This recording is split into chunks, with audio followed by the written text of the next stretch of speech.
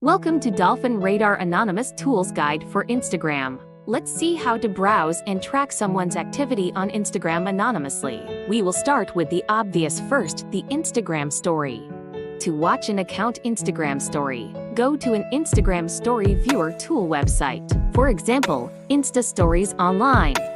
Just copy the account URL and paste the link into the search bar. Click on the story you want to view or download. Now let's go beyond viewing Instagram stories. Dolphin Radar lets you track anyone's activity on Instagram. With both tools, snooping has never been easier. Go to dolphinradar.com, fill in your details and register your account. Search for any user and add them to your account.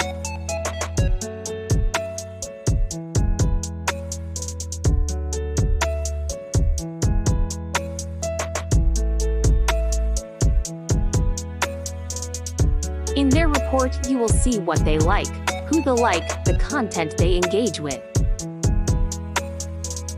You can see their suspected accounts on other social platforms, top commenters, hashtags, and more. Using Dolphin Radar to anonymously track anyone's activity on Instagram is just that easy.